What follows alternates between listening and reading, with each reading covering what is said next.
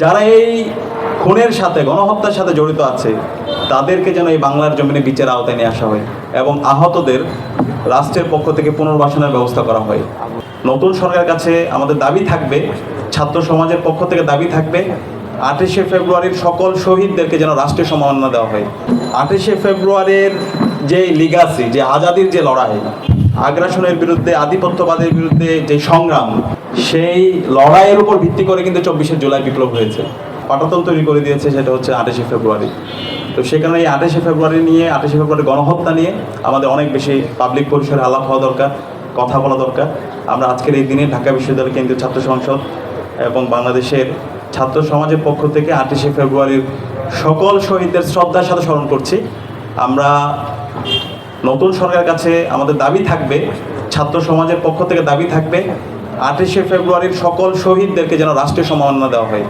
আমরা অনেকগুলো দিন নিয়ে, দিবস নিয়ে উদযাপন করি এবং সেগুলো উদযাপন করা দরকার, কিন্তু 28শে ফেব্রুয়ারি বাংলার জমিনে যেভাবে রক্ত ঝরেছে, যেই গণহত্যা হয়েছে, যেই শিশু হত্যা হয়েছে, সর্বস্তরের নাগরিকদেরকে যেভাবে হত্যা করা হয়েছে, সেটা নিয়ে যেভাবে আলোচনা করা দরকার ছিল পাবলিক পরিসরে, সেই আলোচনাগুলো হয়নি। 2013 সালের 28শে ফেব্রুয়ারি আল্লামা দেলোয়ার হোসেন সাঈদী হুজুরের রায় পরবর্তী সারা দেশের মুক্তিকামী ছাত্র জনতা রাজপথে নেমেছিল। সেদিন খুনি হাসিনা এবং তার পেটোয়া বাহিনী, একই সাথে নিষিদ্ধ ছাত্রলীগ, যুবলীগ, আওয়ামী লীগ, পুরো রাষ্ট্রযন্ত্রকে এক করে দেশের নাগরিককে গণহত্যার জন্য তারা লেলিয়ে দিয়েছিল। আমরা দেখতে পেয়েছি একদিনে প্রায় শতাধিক মানুষকে হত্যা করা হয়েছে, হাজার হাজার মানুষ পঙ্গু হয়েছে এবং এটা সপ্তাহব্যাপী গণহত্যা সংগঠিত হয়েছে।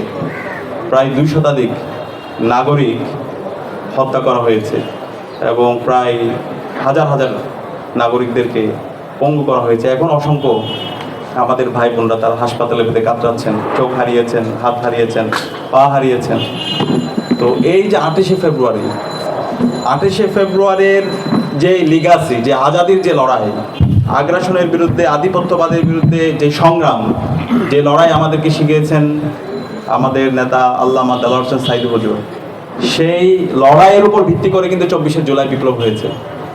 24শে জুলাই বিপ্লবের যে শহীদরা আছে, শহীদদের ইমাম বলে আমরা শহীদ আবু সাঈদ, শহীদ ওয়াসিম, শহীদ আলী রায়হান, শহীদ শান্ত, শহীদ ইসমাম, অসংখ্য শহীদদের আপনি জীবনী পাবেন যারা আল্লামা দেলোয়ার হোসেন সাঈদী হুজুরের যেই আদর্শ, আল্লামা দেলোয়ার হোসেন সাঈদী হুজুরের যেই বয়ান, সেটাকে তারা লালন করতো, সেটা ধারণ করতো।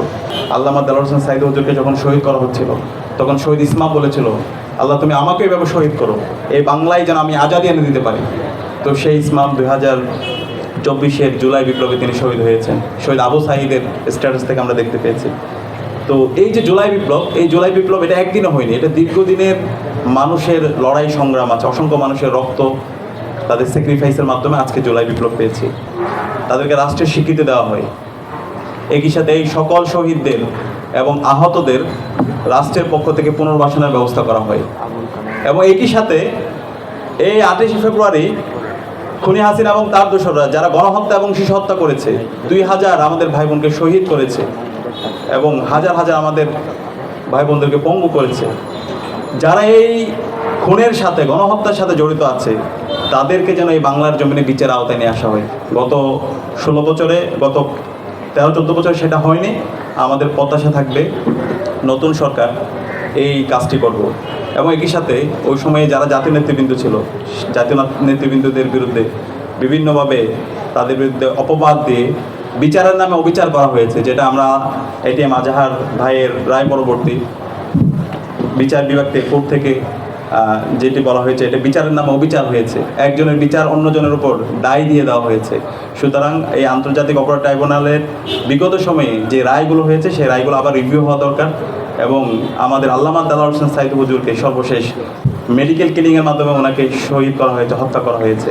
এই হত্যাকাণ্ডের সাথে যারা জড়িত ছিল তাদেরকে যেন এই স্বাধীন বাংলাদেশে বিচারের আওতায় নিয়ে আসা হয়, এটা আমাদের ছাত্র সমাজের দাবি, এটা আমাদের সবার গণদাবি। আমরা আশা করব অন্তর্বর্তী নতুন যে সরকার এসেছে, সেই সরকার এই শহীদ, এই গণহত্যার বিচার এবং শহীদদের স্বীকৃতি, আহত এবং শহীদ পরিবারের পুনর্বাসন এবং একটি স্বাধীন কমিশন গঠন করার মাধ্যমে এই বিচার প্রক্রিয়া সুস্থভাবে বাস্তবায়ন করার জন্য তারা কাজ করবে। এবং এটির সাথে আল্লামা দেলোয়ার হোসেন সাঈদী হুজুর আমাদেরকে যে আজাদির লড়াই শিখিয়ে গেছে, যে ইনসাফের লড়াই আমাদেরকে শিখিয়েছেন, ভারতীয় আধিপত্যবাদের বিরুদ্ধে, আগ্রাসনের বিরুদ্ধে তিনি যেভাবে প্রতিবাদ প্রতিরোধ জারি রেখেছেন, সেই লড়াই সংগ্রাম যেন আমরা জারি রাখি।